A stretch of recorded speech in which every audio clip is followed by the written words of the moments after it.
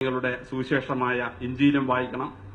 അതുകൂടാതെ പരിശുദ്ധ ഖുർആൻ ദൈവത്തിന്റെ മാലാഖ തന്ന അറിയിപ്പായി പരിശുദ്ധ പ്രവാചകൻ രേഖപ്പെടുത്തി നമുക്ക് തന്നതും വായിക്കണം. പരിശുദ്ധ ഖുർആൻ പലതവണ വായിച്ചിട്ടുള്ളൊരു വ്യക്തിയാണ് ഞാൻ.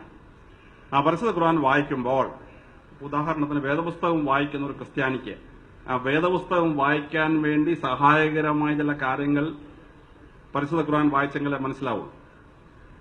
ഉദാഹരണത്തിന് മോശ എങ്ങനെ വിക്കനായി, മോശ എങ്ങനെ വടി പിടിക്കാൻ കഴിവില്ലാത്തവനായി. വേദപുസ്തകത്തിൽ അതിന് സ്റ്റോറിയില്ല, എക്സ്പ്ലനേഷൻ ഇല്ല. പക്ഷെ പരിശുദ്ധ ഖുർആൻ വായിക്കുമ്പോൾ ഫറവോയുടെ പരീക്ഷണത്തിൽ എങ്ങനെയാണ് തീക്കനലെടുത്ത് മോശ നാക്കെ തൊട്ടതെന്നും നാക്കെങ്ങനെ പൊള്ളി അവൻ വിക്കനായെന്നും അവൻ ആ കനലെടുത്തപ്പോൾ അവന്റെ കൈ എങ്ങനെ പൊള്ളിയെന്നും ഉള്ള വിശാലമായ കാര്യങ്ങൾ രേഖപ്പെടുത്തി വെച്ചിരിക്കുകയാണ്. ജോസഫിനെ എന്തിനാണ് ഫറവോ രാജാവ് പിടിച്ച് ജയിലിലിട്ടത്? പോത്തിഫറിന്റെ ഭാര്യയെ കടന്നുപിടിക്കാൻ ശ്രമിച്ചു എന്നുള്ളൊരു കള്ളക്കേസാണ് എന്ന് രേഖപ്പെടുത്തിയിട്ടുണ്ട്. പക്ഷേ പരിശുദ്ധ ഖുർആൻ വായിക്കുമ്പോൾ യഥാർത്ഥ സംഭവം ചുരുളഴിഞ്ഞ് നമ്മുടെ മുമ്പിലേക്ക് വരികയാണ്. എങ്ങനെയാണ് അസീനത്തിനെ അവൻ പ്രേമിച്ചതെന്നും അതിന്റെ ഫലമായി എങ്ങനെ അവൻ ജയിലടയ്ക്കപ്പെട്ടുവെന്നും വിശാലമായ കഥ രേഖപ്പെടുത്തിയിരിക്കുകയാണ്. കന്യാസ്ത്രീ മറിയം എങ്ങനെ ഗർഭിണിയായി, പരിശുദ്ധാത്മാവിനെ ഗർഭിണിയായി എന്ന് വേദപുസ്തകത്തിൽ ഞങ്ങൾ വായിക്കണം.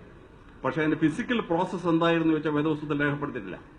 എന്നാൽ പരിശുദ്ധ ഖുർആൻ വായിക്കുമ്പോൾ മാലാഖ വന്ന് കന്യാസ്ത്രീ മറിയത്തിന്റെ യൂട്രസ് ഇരിക്കുന്ന 2 ബട്ടൺസ് അഴിക്കുകയും അതിലൂടെ മാലാഖ ഊതിയപ്പോൾ ആ കാറ്റ് വയറ്റിൽ പതിച്ചപ്പോൾ ഗർഭിണിയായി എന്ന് സൂറത്ത് മറിയത്തിൽ വളരെ വിശാലമായി രേഖപ്പെടുത്തിയിരിക്കുകയാണ്.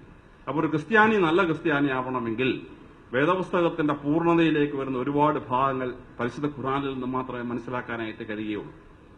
ലോകത്തിലെ സ്വത്ത് നിയമം മാറ്റി എഴുതിയ, എന്തിനു പറയുന്നു, മെഡിക്കൽ നിയമങ്ങൾ പോലും മാറ്റി എഴുതിയ അത്ഭുതകരമായ കാര്യങ്ങൾ പരിശുദ്ധ ഖുർആനിൽ നമുക്ക് മനസ്സിലാക്കാൻ പറ്റുകയാണ്. അതിലേറ്റവും പ്രത്യേകമായി എനിക്ക് മനസ്സിലാവുന്ന ഒരു കാര്യമാണ് മുലപ്പാലിന്റെ മഹത്വം എങ്ങനെ പരിശുദ്ധ ഖുർആൻ വിശദീകരിക്കുന്നുള്ളതാണ്.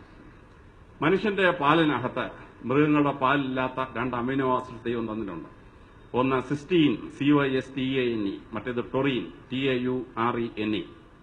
ഈ 2 അമിനോ ആസിഡുകളും നമ്മുടെ തലച്ചോറിന്റെ ബുദ്ധിയിരിക്കുന്ന സെറിബ്രം വികസിക്കാൻ വേണ്ടി തന്നിട്ടുള്ളതാണ്. തന്നെയുമല്ല, ഡിസിഷൻ മേക്കിംഗ് ഉള്ള, മാനേജ്മെന്റ് സയൻസ് ചെയ്യുന്ന, ഉത്തരവാദിത്തമുള്ള ഭരണം നടത്തുന്ന ആളുകളുടെ ഫ്രണ്ടൽ ലോബിൽ നിന്നാണ് ഈ ഡിസിഷൻ മേക്കിംഗ് കപ്പാസിറ്റി വരുന്നത്. ഇത് വലുതാവണമെങ്കിൽ ഈ അമിനോ ആസിഡ്സ് ഉള്ള പാല് വയറ്റിൽ ചെന്നെങ്കിലേ പറ്റുള്ളൂ. അത് എത്രയും കൂടുതൽ കാലം അമ്മയുടെ മുലപ്പാൽ കുടിക്കുന്നുവോ അത്രയുമാണ് ഒരു മനുഷ്യന്റെ ബുദ്ധിശക്തി എന്ന് പറയുന്നു. പരിശുദ്ധ പ്രവാചകൻ പരിശുദ്ധ ഖുർആനിൽ അതിശ്രദ്ധേയമായി നിയമം എഴുതി വെച്ചിരിക്കുന്നു. ഭർത്താവ് ഭാര്യയെ ഉപേക്ഷിച്ചാൽ പോലും ആ ഭാര്യയ്ക്ക് കുഞ്ഞുങ്ങളെ കസ്റ്റഡിയിൽ വെച്ച് 2 വയസ്സ് വരെ മുലപ്പാൽ കൊടുക്കാൻ അവകാശമുണ്ട്. ആ 2 വയസ്സ് വരെ ആ സ്ത്രീക്കും കുഞ്ഞിനും ചെലവിന് കൊടുക്കേണ്ട ജോലി ആ ഉപേക്ഷിച്ച ഭർത്താവിന്റേതാണ് എന്നാണ് രേഖപ്പെടുത്തി വെച്ചിരിക്കുന്നത്. ഡോക്ടർമാർ പറയുന്നു, ഇതിനേക്കാൾ വലിയൊരു മെഡിക്കൽ നിയമം ലോകത്തിൽ ഒരു ഭരണാധികാരിയും ഉണ്ടാക്കിയിട്ടില്ല എന്നുള്ളതാണ്.